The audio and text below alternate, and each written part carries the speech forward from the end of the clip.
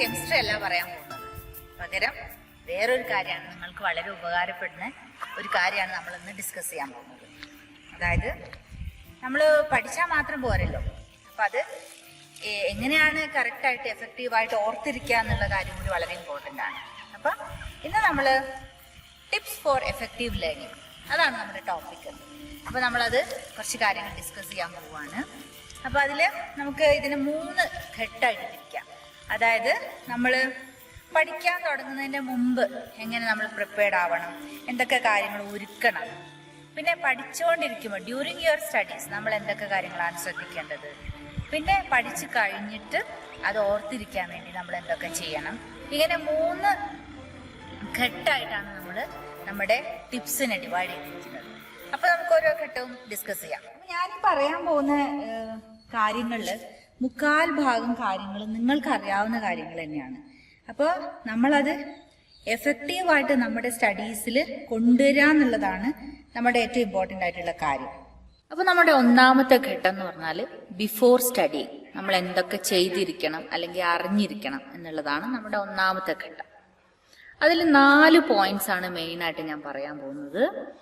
ഒന്നാമത്തെ കാര്യം എന്ന് പറഞ്ഞു കഴിഞ്ഞാൽ നമ്മൾ അറിഞ്ഞിരിക്കേണ്ടത് learning is A skill. Learning എന്ന് പറഞ്ഞു കഴിഞ്ഞാൽ ഒരു സ്കില്ലാണ്. നമ്മൾ നിരന്തര പരിശ്രമത്തിലൂടെ നമുക്ക് ഡെവലപ്പ് ചെയ്തെടുക്കേണ്ട ഒരു സ്കില്ലാണ് ലേണിംഗ്. ഓക്കെ, അതായത് നമ്മളുടെ ബിൽട്ടിൻ ആയിട്ടുള്ള ലേണിംഗ് കപ്പാസിറ്റി എന്ന് പറഞ്ഞാൽ വളരെ കുറച്ചേ ഉള്ളൂ. അത് നമ്മൾ നിരന്തര പ്രയത്നത്തിലൂടെ നമ്മൾ സ്വായത്താക്കി എടുക്കുക വേണ്ടത്. ഓക്കെ, ഇപ്പോൾ ഉദാഹരണമായിട്ട് ഡ്രൈവിംഗ് ഒരു സ്കില്ലാണ് അല്ലേ. അപ്പം നമുക്കതിൻ്റെ തിയറി എല്ലാം അറിയാമെന്ന് വിചാരിക്കും. നമ്മളെല്ലാ കാര്യങ്ങളും പഠിച്ചിട്ടുണ്ട്, അത്യാവശ്യം നമ്മൾ വണ്ടി ഓടിക്കാനും പഠിച്ചിട്ടുണ്ട്. പക്ഷെ നമ്മൾ അപ്പോഴൊന്നും നല്ലൊരു ഡ്രൈവർ ആവുന്നില്ല. നമ്മളത് നിരന്തരം ഡ്രൈവ് ചെയ്ത് നമ്മളുടെ പ്രാക്ടിക്കൽ എക്സ്പീരിയൻസിലൂടെ നമ്മൾ കാര്യങ്ങൾ പഠിച്ചെടുക്കുമ്പോൾ മാത്രമാണ് നമ്മൾ നല്ലൊരു ഡ്രൈവറായിത്തീരുന്നുള്ളൂ.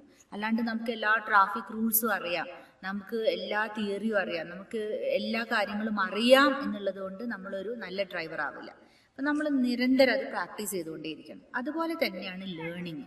നമ്മളിപ്പോൾ പറയാറുണ്ട് സാധാരണ ഊതി കാച്ചിയ പൊന്നിന് തിളക്കം കൂടുതലാണ്. ഊതി ഊതി ഊതി ഊതി കാച്ചിയെടുത്ത പൊന്നിന് ഭയങ്കര തിളക്കമെന്ന് പറയാറുണ്ട്. അതുപോലെയാണ് ലേണിങ്. നമ്മളത് ഊതി ഊതി കാച്ചിയെടുത്തോണ്ടേയിരിക്കണം. അപ്പോൾ നിരന്തര പ്രയത്നം. അത് എത്ര ലേണിംഗ് എന്ന് പറഞ്ഞത് നമ്മൾ എത്ര ബോറിംഗ് ആണ് എന്നൊക്കെ പറഞ്ഞു കഴിഞ്ഞാലും നിരന്തര പ്രയത്നമില്ലാതെ നമുക്ക് സക്സസ്ഫുൾ ആവാൻ പറ്റില്ല എന്നുള്ള കാര്യം ആദ്യം നിങ്ങൾ മനസ്സിൽ ഉറപ്പിക്കണം. അപ്പം ഇനി രണ്ടാമത്തെ കാര്യത്തിലേക്ക് പോവാം. അപ്പോൾ നമ്മുടെ രണ്ടാമത്തെ കാര്യം ഓർഗനൈസ് യുവർ സെൽഫ് എന്നുള്ളതാണ്. അതായത് നമ്മൾ സീരിയസ് ആയിട്ട് പഠിക്കാൻ തീരുമാനിച്ചു കഴിഞ്ഞാൽ നമ്മൾ നല്ലൊരു സ്റ്റഡി റൂം പ്രിപ്പയർ ചെയ്യുക, നല്ലൊരു സ്റ്റഡി ടേബിൾ പ്രിപ്പയർ ചെയ്യുക, പിന്നെ നമുക്ക് ആവശ്യമുള്ള എല്ലാ മെറ്റീരിയൽസും അവിടെ സെറ്റ് ചെയ്യുക. അതായത് സ്കെയില്, റബ്ബർ, പെൻസില്, പെന്ന്, ഇങ്ങനെയുള്ള പേപ്പേഴ്സ്, നമുക്ക് പഠിക്കാൻ ആവശ്യമുള്ള എല്ലാ സാധനങ്ങളും സെറ്റ് ചെയ്യുക. അല്ലാതെ നമ്മൾ സീരിയസ് ആയി പഠിത്തം തുടങ്ങിക്കഴിഞ്ഞാൽ പിന്നെ നമ്മൾ ഓരോ കാര്യങ്ങൾ അന്വേഷിച്ച് അങ്ങോട്ടും ഇങ്ങോട്ടും ഓടേണ്ട ഒരു സിറ്റുവേഷൻ ഇല്ലാതിരിക്കുക. അപ്പോൾ ഓർഗനൈസ് യുവർ സെൽഫ് എന്നുള്ളതാണ് രണ്ടാമത്തെ ഇമ്പോർട്ടൻ്റ് ആയിട്ടുള്ള കാര്യം. മൂന്നാമത്, നമ്മൾ പഠിക്കാൻ തുടങ്ങുന്നതിന് മുമ്പ് നമ്മൾ എല്ലാ ഡിസ്ട്രാക്ഷൻസും എലിമിനേറ്റ് ചെയ്യണം. അതായത് ഡിസ്ട്രാക്ഷൻസ് എന്ന് പറയുമ്പോൾ ഇന്റേണൽ ഡിസ്ട്രാക്ഷനും എക്സ്റ്റേണൽ ഡിസ്ട്രാക്ഷൻസും ഉണ്ട്. ഇപ്പം ഇന്റേണൽ ഡിസ്ട്രാക്ഷൻ എന്ന് പറഞ്ഞു കഴിഞ്ഞാൽ നമ്മുടെ ഡേ ഡ്രീമിങ്. നമ്മളിങ്ങനെ പഠിക്കാൻ തുടങ്ങുമ്പോൾ തന്നെ നമ്മൾ ദിവാസ്വപ്നം കാണാൻ തുടങ്ങും. പല കാര്യങ്ങളിലേക്ക് നമ്മുടെ തോട്ട് പോകും. അതുപോലെ വേറെ കാര്യങ്ങൾ ചെയ്യാനുള്ളതൊക്കെ ആലോചിച്ച് 5 മണിക്ക് ഇന്ന് ഗെയിം കളിക്കാനുണ്ടല്ലോ, അല്ലെ നാളെ രാവിലെ വേറൊരു കാര്യം ചെയ്യാനുണ്ടല്ലോ, അങ്ങനെയുള്ള കാര്യങ്ങളിലേക്കൊക്കെ നമ്മുടെ മനസ്സ് പോകുന്നതിനാണ് നമ്മൾ ഇന്റേണൽ ഡിസ്ട്രാക്ഷൻ എന്ന് പറയാം. അപ്പോൾ അത് ഒഴിവാക്കുക. പിന്നെ എക്സ്റ്റേണൽ ഡിസ്ട്രാക്ഷൻ എന്ന് പറയുമ്പോൾ നമ്മുടെ ഫ്രണ്ട്സ് ആവാം, അല്ലെങ്കിൽ മൊബൈൽ ഫോൺ ആവാം, അല്ലെങ്കിൽ സോഷ്യൽ മീഡിയ ആവാം, അല്ലെങ്കിൽ വേറെ എന്തെങ്കിലും ശബ്ദങ്ങളാവാം. ഇങ്ങനെയുള്ള കാര്യങ്ങളൊക്കെ നമ്മൾ ഒഴിവാക്കണം. എല്ലാ ഡിസ്ട്രാക്ഷൻസും ഒഴിവാക്കുക. അപ്പോൾ നമുക്ക് വേണമെങ്കിൽ ഒരു ചെക്ക് ലിസ്റ്റ് ഉണ്ടാക്കി വെക്കാം. നമ്മൾ പഠിക്കുന്ന സമയത്ത് നമ്മളെ ഡിസ്ട്രാക്ട് ചെയ്ത കാര്യങ്ങൾ എന്തൊക്കെയാണെന്നുള്ളത് നമുക്കൊരു ചെക്ക് ലിസ്റ്റ് ഉണ്ടാക്കി വെക്കാം. എന്നിട്ട് അടുത്ത പ്രാവശ്യം തുടങ്ങുമ്പോൾ നമുക്ക് ആ ചെക്ക് ലിസ്റ്റുകളൊക്കെ ഒഴിവാക്കാൻ മാക്സിമം നമുക്ക് ശ്രമിക്കാം. അങ്ങനെ ഡിസ്ട്രാക്ഷൻസ് ഒഴിവാക്കിയാൽ മാത്രമേ നമ്മൾ ചെയ്യുന്ന കാര്യത്തിൽ, അതായത് പഠിത്തത്തിൽ നമുക്ക് കോൺസെൻട്രേഷൻ കിട്ടുള്ളൂ. അതാണ് നമ്മൾ മൂന്നാമതായി ഓർക്കേണ്ട കാര്യം. ഇനി നമുക്ക് നാലാമത്തെ കാര്യം എന്ന് പറഞ്ഞു കഴിഞ്ഞാൽ നമ്മൾ ഡോപ്പമിൻ ഡീടോക്സ് അല്ലെങ്കിൽ ഡോപ്പമിൻ സ്റ്റാർവേഷൻ എന്ന് പറയും. പേര് കേട്ട് നിങ്ങൾ പേടിക്കൊന്നും വേണ്ട, അത് വളരെ സിമ്പിൾ ആയിട്ടുള്ളൊരു കാര്യമാണ്. അതായത് നമ്മളിപ്പോൾ പബ്ജി കളിക്കുമ്പോൾ ഭയങ്കര ഹാപ്പിയാണ് അല്ലേ? അപ്പോൾ എന്തുകൊണ്ടാണ് നമ്മൾക്ക് പബ്ജി കളിക്കുമ്പോൾ ഭയങ്കര ഹാപ്പിനെസ് വരുന്നതും അതേ സമയത്ത് ഹിസ്റ്ററിയിൽ ഒരു ചാപ്റ്റർ പഠിക്കുമ്പോൾ നമ്മൾ അത്ര ഹാപ്പി ഒന്നുമല്ല, നമുക്ക് ബോറടിക്കുന്നു എന്ന് നമ്മൾ പറയും. അപ്പം എന്തുകൊണ്ടാണ് ആ ഒരു വ്യത്യാസം അവിടെ വരുന്നത്? അതിൻ്റെ മെയിൻ ആയിട്ടുള്ള കാരണം നമ്മുടെ ബ്രെയിനിലുള്ള ഡോപ്പമിൻ എന്ന് പറഞ്ഞ ഒരു ന്യൂറോ കെമിക്കലാണ്. It's a chemical. ആ കെമിക്കൽ പ്രൊഡ്യൂസ് ചെയ്യുമ്പോഴാണ് നമ്മൾക്ക് വളരെയധികം ഹാപ്പിനെസ് ഉണ്ടാവുന്നത്. ഓക്കെ, അപ്പോൾ പബ്ജി കളിക്കുമ്പോൾ ഡെഫിനറ്റ്ലി നമ്മുടെ ബ്രെയിനിൽ ഒരുപാട് ഡോപ്പമിൻ പ്രൊഡ്യൂസ് ചെയ്യും. ഇത് തന്നെയാണ് പല അഡിക്ഷൻസിനും കാരണം. ആൽക്കഹോള് അല്ലെങ്കിൽ സ്മോക്കിംഗ് അല്ലെങ്കിൽ ഗാംബ്ലിംഗ് അങ്ങനെയുള്ള അഡിക്ഷൻസ് ഒക്കെ ഉണ്ടാവുന്നത് ഈ കാര്യങ്ങൾ ചെയ്യുമ്പം ഒരുപാട് ഡോപ്പമിൻ നമ്മുടെ ബ്രെയിനിൽ പ്രൊഡ്യൂസ് ചെയ്യുന്നത് കൊണ്ട് നമ്മൾ അതിന് അഡിക്റ്റായി പോവുകയാണ്. നമുക്ക് ഭയങ്കര ഹാപ്പിനെസ് കിട്ടുകയാണ് ആ കാര്യങ്ങൾ ചെയ്യുമ്പോൾ. ഓക്കെ, അപ്പോൾ നമ്മൾ ഡോപ്പമിൻ ഡീടോക്സ് അല്ലെങ്കിൽ ഡോപ്പമിൻ സ്റ്റാർവേഷൻ എന്നുള്ളത് കൊണ്ട് ഉദ്ദേശിക്കുന്നത് സാധാരണയായി നിങ്ങൾക്ക് മൊബൈൽ ഫോണാണ് നിങ്ങളുടെ ഒരു ഡോപ്പമിൻ കൂടുതൽ എക്സസ് പ്രൊഡ്യൂസ് ചെയ്യാനുള്ള ഒരു വേ അല്ലേ? ഇപ്പം നമ്മൾ ഫോണിൽ പബ്ജി കളിക്കുന്നു അല്ലെ വേറെ ഏതെങ്കിലും ഗെയിം കളിക്കുന്നു, അപ്പോൾ നമുക്ക് ഭയങ്കര ഡോപ്പമിനാണ് പ്രൊഡ്യൂസ് ചെയ്യുന്നത്. അപ്പോൾ അത് ഇല്ലാതിരിക്കാൻ വേണ്ടി നമ്മൾ ഡോപ്പമിൻ ഡീടോക്സ് അല്ലെങ്കിൽ ഡോപ്പമിൻ സ്റ്റാർവേഷൻ നമ്മുടെ ബ്രെയിനിന് കൊടുക്കുകയാണ്. അതായത് അത് വളരെ സിമ്പിളാണ്. നിങ്ങൾക്ക് ചില ആൾക്കാർ 2 ദിവസം വരെയൊക്കെ ചെയ്യാറുണ്ട്, ചില ആൾക്കാർ പിന്നെ അതിലും കൂടുതൽ ദിവസങ്ങൾ ചെയ്യാറുണ്ട്. ഏതായാലും കുറച്ച് മണിക്കൂറുകൾ, ഒരു മിനിമം 7 hours എങ്കിലും നമ്മൾ ഈ കാര്യം ചെയ്തിരിക്കണം. അതായത് നമുക്ക് ഇഷ്ടമുള്ള കാര്യങ്ങളൊന്നും നമ്മൾ ചെയ്യുന്നില്ല. നമുക്ക് ഹാപ്പിനെസ് തരുന്ന സോഷ്യൽ മീഡിയ യൂസേജ് അല്ലെങ്കിൽ പബ്ജി പോലുള്ള ഗെയിംസ് അല്ലെങ്കിൽ ഈവൻ നമുക്ക് ഇഷ്ടമുള്ള ഫുഡ് പോലും നമ്മൾ ആ ഒരു 7 hours നമ്മൾ മാറ്റി വെക്കാം. ഓക്കെ, അപ്പം നമ്മളുടെ ബ്രെയിൻ എന്ത് ചെയ്യും? ഡോപ്പമിൻ സ്റ്റാർവേഷൻ, ഒരു പട്ടിണി അവിടെ വരും, ഡോപ്പമിൻ്റെ ഒരു പട്ടിണി വരും. ഓക്കെ, അപ്പോൾ എന്തുണ്ടാവും? നമ്മൾ അതായത് ആ സ്റ്റാർവേഷൻ പീരീഡ് കഴിഞ്ഞ് നമ്മൾ എന്താണോ ചെയ്യുന്നത് അതിൽ നമുക്ക് ഹാപ്പിനെസ് കിട്ടും. ഓക്കെ, അപ്പോൾ ഇത് ലൈഫ് ലോങ് നമുക്ക് എന്താ പറയുക കണ്ടിന്യൂ ചെയ്യാൻ പറ്റും അല്ലെങ്കിൽ പ്രാക്ടീസ് ചെയ്യാൻ പറ്റിയ ഒരു കാര്യമാണ് ഈ ഡോപ്പമിൻ ഡീടോക്സ്. പഠിത്തത്തിൽ മാത്രമല്ല, വേറെ നമ്മൾ വലിയ ആൾക്കാരായി മുതിർന്ന ആൾക്കാരായി ജോലിയൊക്കെ കിട്ടിക്കഴിഞ്ഞാൽ നമ്മൾക്ക് ലൈഫിൽ പ്രാക്ടീസ് ചെയ്യാൻ പറ്റിയ ഒരു കാര്യമാണ് ഡോപ്പമിൻ ഡീടോക്സ് എന്ന് പറഞ്ഞു കഴിഞ്ഞാൽ. അതായത് നമുക്ക് ഇഷ്ടമുള്ള കാര്യങ്ങളൊക്കെ മാറ്റി വെച്ചിട്ട് നമ്മൾ എന്ത് കാര്യം, ഇപ്പോൾ ഓഫീസിലെ കാര്യമായാലും അങ്ങനെ എന്ത് കാര്യമായാലും നമ്മൾക്ക് പ്രാക്ടിക്കലി നമ്മൾ യൂസ്ഫുൾ ആയിട്ടുള്ള ക്രിയേറ്റീവ് ആയിട്ടുള്ള കാര്യങ്ങൾ ചെയ്യുമ്പോൾ നമുക്ക് അതിൽ സന്തോഷം കണ്ടെത്താൻ കഴിയും ഈ ഒരു ഡോപ്പമിൻ സ്റ്റാർവേഷൻ ചെയ്യുന്നത് വഴി. അപ്പോൾ നിങ്ങൾ എന്താ ചെയ്യേണ്ടത്? നിങ്ങൾ പഠിക്കാൻ പ്ലാൻ ചെയ്യുന്നതിൻ്റെ മണിക്കൂറുകൾ മുമ്പ് തന്നെ നിങ്ങൾ ഫോൺ യൂസേജ് അതുപോലെയുള്ള കളികൾ അങ്ങനെയുള്ള കാര്യങ്ങളൊക്കെ നിങ്ങൾ നിർത്തിവെക്കുക. എന്നിട്ട് നിങ്ങൾ പഠിക്കാൻ തുടങ്ങുമ്പം നിങ്ങൾക്ക് ഓട്ടോമാറ്റിക്കലി നിങ്ങളുടെ ബ്രെയിനിൽ ഡോപ്പമിൻ പ്രൊഡ്യൂസ് ചെയ്യുകയും നിങ്ങൾക്ക് പഠനം കുറച്ചും കൂടി ജോയ്ഫുൾ ആവുകയും ചെയ്യും. അതാണ് നാലാമത്തെ പഠിക്കുന്നതിന് മുമ്പ് നമ്മൾ അറിഞ്ഞിരിക്കേണ്ട 4 കാര്യങ്ങൾ ഇതൊക്കെയാണ്. ഇനി നമുക്ക് പഠിച്ചുകൊണ്ടിരിക്കും ഡ്യൂറിങ് യുവർ സ്റ്റഡീസ് എന്തൊക്കെ കാര്യങ്ങൾ ശ്രദ്ധിക്കണമെന്ന് നമുക്ക് നോക്കാം. അപ്പോൾ ഇനി നമ്മൾ പഠിച്ചുകൊണ്ടിരിക്കുമ്പോൾ നമ്മൾ എന്തൊക്കെ കാര്യങ്ങളാണ് ശ്രദ്ധിക്കേണ്ടതെന്നാണ് നമ്മൾ പറയാൻ പോകുന്നത്. ഏതാണ്ട് ഒരു 10ഓളം കാര്യങ്ങളാണ് നമ്മൾ ഡിസ്കസ് ചെയ്യാൻ പോകുന്നത്. ഓക്കെ, അതിൽ ആദ്യത്തെ കാര്യം എന്ന് പറഞ്ഞു കഴിഞ്ഞാൽ നമ്മൾക്ക് ഇപ്പോൾ പഠിക്കാൻ തുടങ്ങുന്ന സമയത്ത് ഒരു പ്രത്യേക ടോപ്പിക് പഠിക്കാൻ തുടങ്ങുന്ന സമയത്ത് നമ്മൾക്ക് ആ ടോപ്പിക്കിനെ പറ്റി എന്തൊക്കെ കാര്യങ്ങൾ അറിയാമെന്ന് ഒന്ന് ഓർത്തു നോക്കുക. ഓക്കെ, അതായത് നമ്മൾ ക്ലാസ്സിൽ കേട്ട കാര്യങ്ങൾ അല്ലെങ്കിൽ ചെറിയ ക്ലാസ്സുകളിൽ താഴ്ന്ന ക്ലാസ്സുകളിൽ നമ്മൾ ആ ടോപ്പിക്കിനെ പറ്റി പഠിച്ചിട്ടുള്ള കാര്യങ്ങൾ, ഇങ്ങനെയുള്ള കാര്യങ്ങളൊക്കെ നമ്മളൊന്ന് ഓർത്തെടുക്കാൻ നോക്കുക. ഇതിനെ നമ്മൾ മെറ്റാകോഗ്നീഷൻ എന്നാണ് പറയുക. അതായത് മെറ്റാകോഗ്നീഷൻ നിങ്ങൾക്ക് ലൈഫ് ലോങ് അപ്ലൈ ചെയ്യാൻ പറ്റിയ ഒരു കാര്യമാണ്. അതായത് നമ്മുടെ ഫീലിങ്സിനെയും തോട്ട്സിനെയൊക്കെ നമ്മളൊന്ന് മാറി നിന്ന് അനലൈസ് ചെയ്യുന്നതിനാണ് നമ്മൾ ഈ മെറ്റാകോഗ്നീഷൻ എന്ന് പറയുന്നത്. അതായത് ഇപ്പോൾ നമ്മൾ സിമ്പിളായിട്ട് പറഞ്ഞു കഴിഞ്ഞാൽ നമുക്ക് മാത്സ് ഭയങ്കര ബോറിംഗ് ആണ്, ഭയങ്കര ഡിഫിക്കൽട്ടാണ് എന്ന് പറയുന്നതിന് പകരം നമ്മൾ ആലോചിച്ച് നോക്കുകയാണ് എന്തുകൊണ്ടാണ് എനിക്ക് മാത്സ് ബുദ്ധിമുട്ടാവുന്നത് അല്ലെങ്കിൽ ബോറാവുന്നത് എന്നുള്ളത് നമ്മൾ ആലോചിക്കുകയും അതിനുള്ള സൊല്യൂഷൻസ് നമ്മൾ തന്നെ കണ്ടെത്തുകയും ഒക്കെ ചെയ്യുന്നതാണ് ഈ മെറ്റാകോഗ്നീഷൻ എന്നുള്ളത് കൊണ്ട് നമ്മൾ ഉദ്ദേശിക്കുന്നത്. അപ്പോൾ ഇത് നമ്മൾക്ക് ലൈഫിൽ നമ്മളിപ്പോൾ ഏതെങ്കിലും ഒരു ഡിഫിക്കൽട്ട് സിറ്റുവേഷനിൽ പോയി കഴിഞ്ഞാൽ, നിങ്ങൾ വേറെ എവിടെയെങ്കിലും ദൂരെ സ്ഥലത്ത് പഠിക്കാനൊക്കെ പോയി കഴിഞ്ഞാൽ നിങ്ങൾക്ക് അവിടെയുള്ള സിറ്റുവേഷൻസൊക്കെ തുടക്കത്തിലൊക്കെ ഒട്ടും അഡ്ജസ്റ്റ് ചെയ്യാൻ പറ്റാതെ വരികയൊക്കെ ചെയ്യും. പക്ഷെ അന്നേരം നമ്മൾ ആലോചിക്കേണ്ടത് മാറി നിന്നിട്ട് നമ്മൾ ആലോചിക്കുക ഈ സിറ്റുവേഷൻ എന്തുകൊണ്ടാണ് നമ്മൾക്ക് വന്നത്, അല്ലെങ്കിൽ അൾട്ടിമേറ്റ് ആയിട്ട് എന്താണ് ഇതിൻ്റെ നമ്മൾക്ക് ഉണ്ടാകാൻ പോകുന്ന റിസൾട്ട്. ഇങ്ങനെയുള്ള കാര്യങ്ങളൊക്കെ ആലോചിക്കുന്നതിനാണ് നമ്മൾ ഈ മെറ്റാകോഗ്നീഷൻ എന്ന് പറയുന്നത്. അപ്പോൾ മെറ്റാകോഗ്നീഷൻ വളരെയധികം എഫക്റ്റീവാണ്. അതായത് നമ്മൾക്ക് അറിയാവുന്ന കാര്യങ്ങൾ നമ്മളൊന്ന് ഓർത്തെടുക്കുക. ഓക്കെ, അപ്പോൾ ഇത് നമ്മുടെ ന്യൂറൽ സർക്യൂട്ട്, അതായത് ന്യൂറൽ സർക്യൂട്ട് എന്ന് പറഞ്ഞു കഴിഞ്ഞാൽ നമ്മുടെ ബ്രെയിനിൽ നമ്മൾ പഠിക്കുന്ന ഇൻഫർമേഷൻ സ്റ്റോർ ചെയ്യുന്ന ഒരു പ്ലേസ് ആണ്. അപ്പോൾ ഈ ന്യൂറൽ സർക്യൂട്ടിനെ ഇത് ബൂസ്റ്റ് ചെയ്യുകയും നമ്മൾ മുമ്പ് പഠിച്ചിട്ടുള്ള കാര്യങ്ങൾ നമ്മളൊന്ന് അനലൈസ് ചെയ്യുന്നത് വഴി നമുക്ക് കൂടുതൽ നന്നായിട്ട് കാര്യങ്ങൾ മനസ്സിലാക്കാനും അനലൈസ് ചെയ്യാനും പറ്റുമെന്നാണ് പറയപ്പെടുന്നത്. അപ്പോൾ നമ്മൾ എന്ത് കാര്യം പഠിക്കാൻ ശ്രമിക്കുമ്പോഴും നമ്മൾക്ക് എന്തറിയാം അതിനെ പറ്റി എന്നുള്ളത് നമ്മളൊന്ന് സ്വയം അനലൈസ് ചെയ്ത് നോക്കുക. ഓക്കെ, അതാണ് ഒന്നാമത്തെ കാര്യം. ഇനി രണ്ടാമത്തെ കാര്യം എന്താണെന്ന് വെച്ചാൽ നമ്മൾ പഠിക്കാനുള്ള ഒരു വലിയ ടോപ്പിക് അതിന് നമ്മൾ ചെറിയ ചെറിയ പോർഷൻസ് ആയിട്ട് ഡിവൈഡ് ചെയ്യാം. അപ്പം ഞാൻ ആദ്യമേ പറഞ്ഞു ഇതിലും ഈ പറയാൻ പോകുന്ന കാര്യങ്ങളിൽ 3/4 കാര്യങ്ങൾ നിങ്ങൾക്ക് ഓൾറെഡി അറിയാവുന്നതായിരിക്കും. അതെങ്ങനെ പ്രാക്ടീസ് ചെയ്യുക എന്നുള്ളതാണ് ഇതിൽ ഇമ്പോർട്ടൻ്റ് ആയിട്ടുള്ള കാര്യം. അപ്പോൾ ചെറിയ ചെറിയ പോർഷൻസ് ആയിട്ട് ഡിവൈഡ് ചെയ്യാം. ഓക്കെ, അപ്പോൾ ചെറിയ ചെറിയ പോർഷൻസ് ആയിട്ട് ഡിവൈഡ് ചെയ്യുമ്പോൾ നമ്മൾക്കത് എഫക്റ്റീവായിട്ട് നന്നായി പഠിക്കാൻ പറ്റും. അപ്പോൾ നമ്മൾ വലിയൊരു, ഫോർ എക്സാമ്പിൾ നമ്മുടെ കെമിസ്ട്രിയിൽ ഏതെങ്കിലും ഒരു വലിയ ചാപ്റ്റർ എടുക്കുന്നു, ഇപ്പോൾ കെമിക്കൽ റിയാക്ഷൻസ് ആൻഡ് ഇക്വേഷൻസ്. അതിന് കുറേ പാർട്സ് ആയിട്ട് നമ്മൾ ഡിവൈഡ് ചെയ്യാണ്. കെമിക്കൽ ഇക്വേഷൻ എന്താണ്, ബാലൻസ് ചെയ്യുന്നത് എങ്ങനെയാണ്, അല്ലെങ്കിൽ ടൈപ്സ് ഓഫ് കെമിക്കൽ റിയാക്ഷൻ വേറൊരു സെക്ഷനായിട്ട് നമ്മൾ ചെയ്യുന്നു. അങ്ങനെ ഓരോ പാർട്ടായിട്ട് നമ്മൾ ഡിവൈഡ് ചെയ്ത് ഓരോ പാർട്ടും സെപ്പറേറ്റ് പഠിച്ച് അതിൻ്റെ ഇടയിലൊക്കെ നമ്മൾ ബ്രേക്കൊക്കെ കൊടുക്കുന്നത് വഴി നമുക്ക് ഈ ഭാഗങ്ങൾ നന്നായിട്ട് മനസ്സിലാവുകയും കൂടുതൽ നന്നായിട്ട് പഠിക്കാൻ പറ്റുകയും ചെയ്യും. അപ്പോൾ ഒരു ഹോൾ ചാപ്റ്ററിന് ഒറ്റയടിക്ക് പഠിക്കാൻ ശ്രമിക്കാതെ അതിന് നമ്മൾ പാർട്ടായിട്ട് ആദ്യം തന്നെ ഡിവൈഡ് ചെയ്ത് ഒരു പ്ലാൻ ഉണ്ടാക്കി വെച്ചിട്ട് ഇടയിലൊക്കെ ബ്രേക്കൊക്കെ പ്ലാൻ ചെയ്ത് നമ്മൾ പഠിക്കാം. അതാണ് രണ്ടാമതായിട്ട് ഓർത്തിരിക്കേണ്ട കാര്യം. ഇനി നമുക്ക് മൂന്നാമത്തെ കാര്യം എന്താണെന്ന് നോക്കാം. മൂന്നാമത്തെ കാര്യം എന്ന് പറഞ്ഞു കഴിഞ്ഞാൽ നമ്മൾ പഠിക്കുന്ന സമയത്ത് തന്നെ നമ്മൾ നോട്ട് ഉണ്ടാക്കുക എന്നുള്ളതാണ്. അതായത് നോട്ട് ഉണ്ടാക്കുമ്പോൾ ശ്രദ്ധിക്കേണ്ട ഒരു കാര്യം, പെൻ പേപ്പർ വെച്ചിട്ട് വേണം നമുക്ക് നോട്ട് ഉണ്ടാക്കാൻ. അതായത് നമുക്ക് ലാപ്ടോപ്പ് വെച്ച് വേണമെങ്കിലും നോട്ട് ഉണ്ടാക്കാം.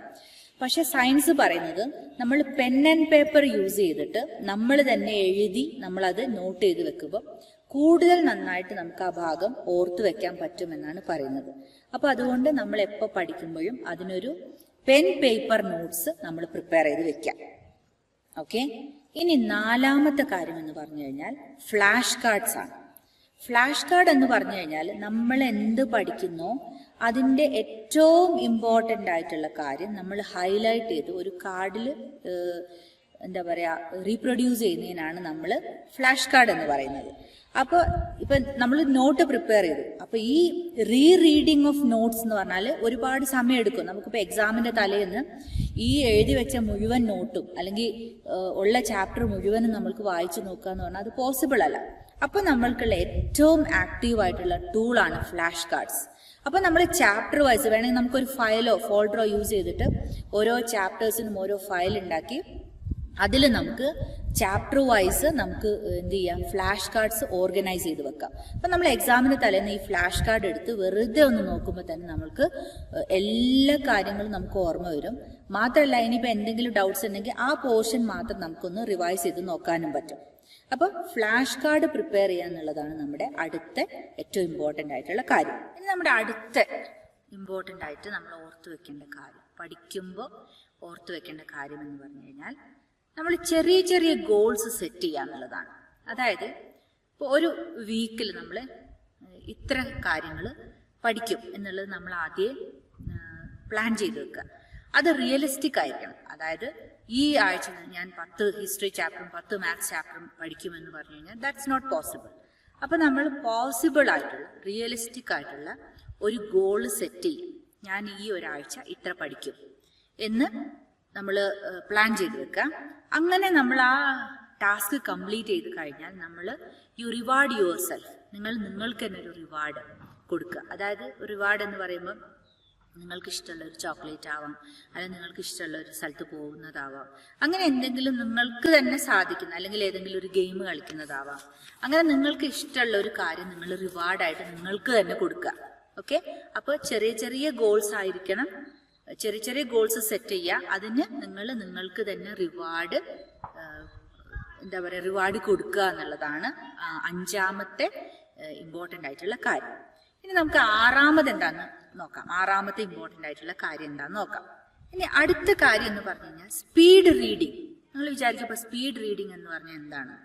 അതായത് ഒരു ഹോൾ പേജ് അല്ലെ ഒരു ഹോൾ പാരഗ്രാഫ് ഒറ്റയടിക്ക് വായിച്ച് അതിന്റെ ഐഡിയ മനസ്സിലാക്കുന്നതിനാണ് നമ്മൾ സ്പീഡ് റീഡിങ് എന്ന് പറയാം. സത്യത്തിൽ ഈ സ്പീഡ് റീഡിങ് ഈ പറയുന്ന അത്ര സ്പീഡായിട്ടുള്ള കാര്യമല്ല. അതായത് അതിന് ഒരുപാട് എഫേർട്ട് വേണം. നമ്മൾ സ്പീഡ് റീഡിങ് നമുക്ക് പ്രാക്ടീസ് ചെയ്ത് നമ്മളത് നമുക്ക് എന്താ പറയുക നമുക്കത് പ്രാക്ടീസ് ചെയ്ത് എടുക്കണമെങ്കിൽ ഒരുപാട് എഫേർട്ട് നമ്മൾ ഇടണം.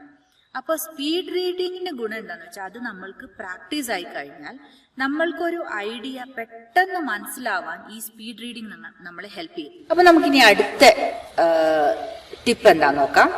നമ്മുടെ അടുത്ത ടിപ്പ് എന്ന് പറഞ്ഞു കഴിഞ്ഞാൽ ട്രെയിൻ യുവർ ബ്രെയിൻ. അതായത് നമ്മളിപ്പോൾ റാൻഡം സ്റ്റഡിങ്, അതായത് നമ്മൾക്ക് ഇഷ്ടമുള്ള സമയത്തൊക്കെ ഏതെങ്കിലും സമയത്തൊക്കെ പഠിക്കുക എന്നുള്ളത് which is not effective for the brain.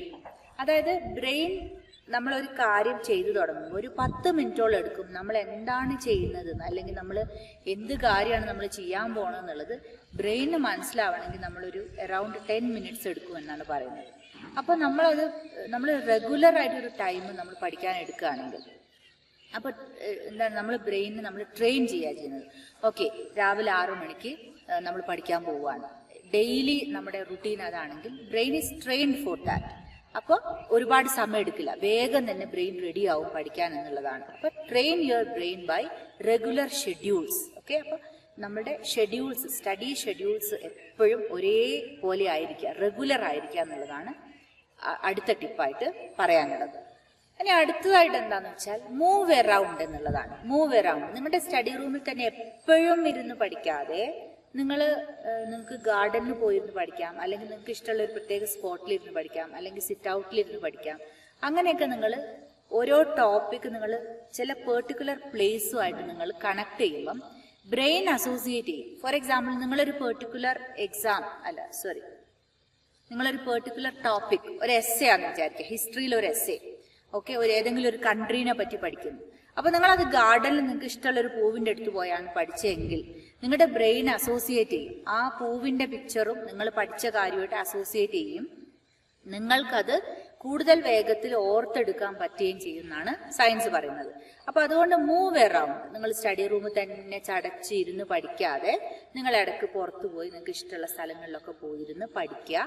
അങ്ങനെ പഠിത്തം കൂടുതൽ ജോയ്ഫുൾ ആക്കുക എന്നുള്ളതാണ് അടുത്ത ടിപ്പ്.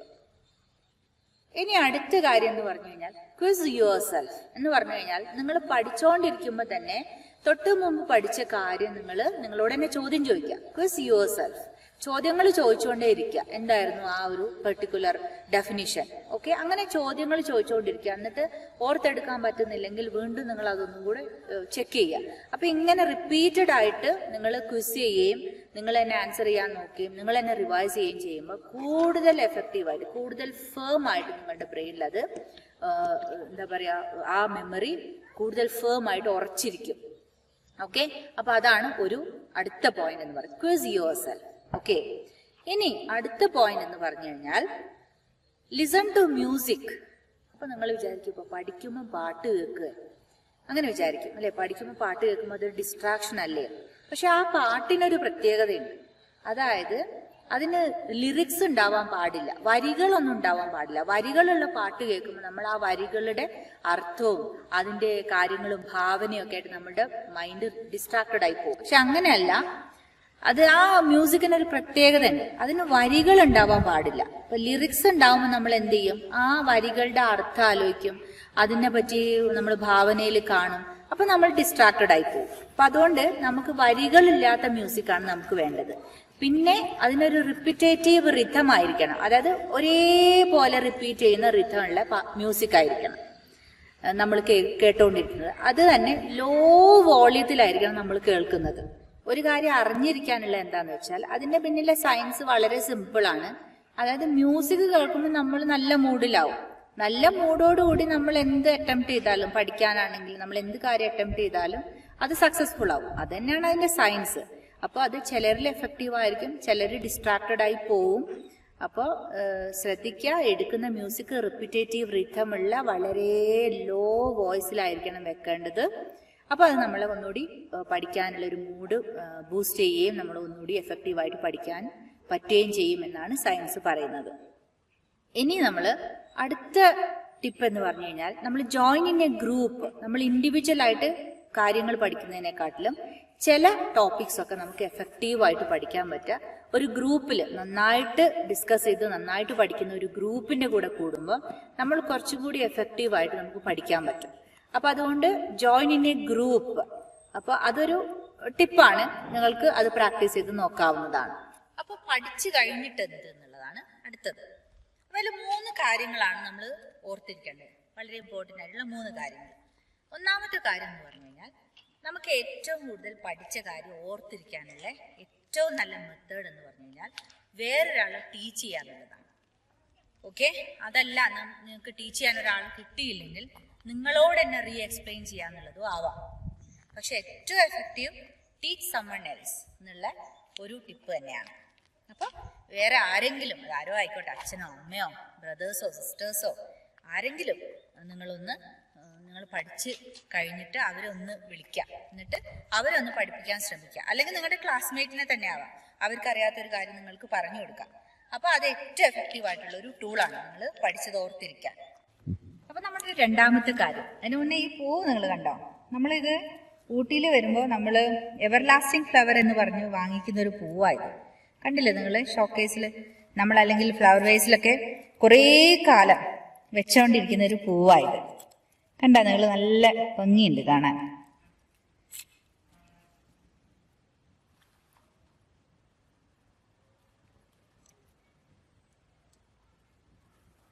അപ്പൊ ഈ പൂക്കൾ കണ്ടപ്പോൾ ഞാൻ നിങ്ങളോട് പറഞ്ഞേ ഉള്ളൂ. രണ്ടാമത്തെ കാര്യം എന്ന് പറഞ്ഞു കഴിഞ്ഞാൽ നന്നായിട്ട് ഉറങ്ങുക എന്നുള്ളതാണ്. അപ്പോൾ പുതിയൊരു കാര്യം പഠിച്ചു കഴിഞ്ഞാൽ അത് ഓർത്തിരിക്കാൻ ഏറ്റവും എഫക്റ്റീവായിട്ട് സയൻസ് പറയുന്ന ഒരു കാര്യമാണ് ഉറങ്ങുക. അപ്പോൾ നമ്മൾ ഒരു പുതിയ കാര്യം ലേൺ ചെയ്ത് കഴിഞ്ഞ് നമ്മൾ എവേക്കായിട്ട് ഇരിക്കുന്നതിനെക്കാട്ടിലും നമ്മൾ ഓർത്തിരിക്കാം നമ്മളത് ബ്രെയിനിന് റെസ്റ്റ് കൊടുക്കുമ്പോഴാണ്, അതായത് സ്ലീപ്പ് ചെയ്യുമ്പോഴാണെന്നാണ് പറയുന്നത്. അപ്പോൾ പഠിച്ചു കഴിഞ്ഞാൽ നന്നായിട്ട് ഉറങ്ങുക. അപ്പോൾ ഉറക്കത്തിൻ്റെ ഷെഡ്യൂൾ വളരെ ഇമ്പോർട്ടൻ്റ് ആണ് സ്റ്റുഡൻസിന്. നന്നായിട്ട് ഉറങ്ങണം. 7 to 8 hours എങ്കിലും മിനിമം നമ്മൾ ഉറങ്ങാൻ വേണ്ടിയിട്ട് സ്പെൻഡ് ചെയ്യണം. പിന്നെ അവസാനത്തെ കാര്യം എന്ന് പറഞ്ഞു കഴിഞ്ഞാൽ ലേൺ ഫ്രം മിസ്റ്റേക്സ് എന്നുള്ളതാണ്. അതായത് നമ്മൾ തെറ്റ് വരുത്തുക എന്ന് പറഞ്ഞാൽ that's not a very big thing. അതെല്ലാവർക്കും പറ്റുന്ന കാര്യമാണ് മിസ്റ്റേക്സ്. അപ്പോൾ മിസ്റ്റേക്സ് ഒരു വലിയ കാര്യമൊന്നുമല്ല. മിസ്റ്റേക്സിലൂടെ നമ്മൾ വീണ്ടും നമ്മളെ തന്നെ കറക്റ്റ് ചെയ്ത് വീണ്ടും വീണ്ടും നമ്മൾ മിസ്റ്റേക്സ് ഒന്ന് പഠിക്കുക എന്നുള്ളതാണ് നമ്മൾ അറിഞ്ഞിരിക്കേണ്ട ഒരു കാര്യം. അപ്പോൾ ഇത് എക്സാമിന് മാത്രമൊന്നുമല്ല, നിങ്ങളുടെ ലൈഫ് ലോങ് നിങ്ങൾക്ക് അപ്ലൈ ചെയ്യാവുന്ന ഒരു കാര്യമാണ് ലേൺ ഫ്രം മിസ്റ്റേക്സ് എന്നുള്ളത്. അപ്പോൾ നമ്മൾ ആലോചിക്കാം, മിസ്റ്റേക്ക് പറ്റുന്നത് അത്ര വലിയ കാര്യമൊന്നുമല്ല, അത് കറക്റ്റ് ചെയ്ത് എങ്ങനെ മുന്നോട്ട് പോകുന്നു എന്നുള്ളതാണ് ഏറ്റവും വലിയ കാര്യം. അതുകൊണ്ട് ലേൺ ഫ്രം മിസ്റ്റേക്സ് എന്നുള്ളതാണ് അവസാനത്തെ ടിപ്പ്. ഓക്കെ, അപ്പോൾ കുറേ കാര്യങ്ങൾ നമ്മളിപ്പോൾ പറഞ്ഞു. പഠിക്കുന്നതിന് മുമ്പ്, പഠിച്ചുകൊണ്ടിരിക്കുമ്പം, പഠിച്ചു കഴിഞ്ഞിട്ട്, അങ്ങനെ കുറേ ടിപ്സ് പറഞ്ഞു. അപ്പോൾ ഇതിൽ ഞാൻ പറഞ്ഞു കഴിഞ്ഞു, നിങ്ങൾക്ക് ഒരുപാട് കാര്യങ്ങൾ നിങ്ങൾക്ക് അറിയാവുന്ന തന്നെയാണ്. കുറച്ച് കാര്യങ്ങളെ നിങ്ങൾക്ക് അറിയാത്തത് ഉണ്ടാവുള്ളൂ. പക്ഷെ ഓർക്കുക, നിങ്ങളതെങ്ങനെ നിങ്ങളുടെ സ്റ്റഡീസിലും നിങ്ങളുടെ ലൈഫിലും അപ്ലൈ ചെയ്യുന്നു എന്നുള്ളതിനെ അപേക്ഷിച്ചിട്ടാണ് അതിൻ്റെ എന്താ പറയുക, അതിൻ്റെ സക്സസ്ഫുൾനെസ് വരിക. ഓക്കെ, അപ്പം അതുകൊണ്ട് എല്ലാവരും ഇത് അപ്ലൈ ചെയ്യാൻ നോക്കുക. അപ്പം നല്ല മിടുക്കന്മാരാവുക. അപ്പം നമ്മൾ ഇന്ന് ഡിസ്കസ് ചെയ്ത ടിപ്സ് എല്ലാം എല്ലാവർക്കും യൂസ്ഫുൾ ആണെന്ന് വിചാരിക്കുന്നു. അപ്പം എല്ലാവരും അത് അപ്ലൈ ചെയ്യാന്നുള്ളതാണ് ഇതിൽ ഏറ്റവും ഇമ്പോർട്ടൻ്റ് ആയിട്ടുള്ള കാര്യം. അപ്പോൾ നിങ്ങൾക്കത് യൂസ്ഫുൾ ആയിട്ട് തോന്നിയിട്ടുണ്ടെങ്കിൽ നിങ്ങൾ താഴെ കമൻറ്റ് ചെയ്യൂ. ഇനി വേറെ ഏതെങ്കിലും ടോപ്പിക്കിനെ പറ്റി നിങ്ങളോട് സംസാരിക്കണം എന്നുണ്ടെങ്കിൽ അതും നിങ്ങൾക്ക് കമൻറ്റ് ചെയ്യാം. അപ്പോൾ ഇന്ന് നമ്മൾ അവസാനിപ്പിക്കുകയാണ്. അപ്പോൾ thank you and take care. By.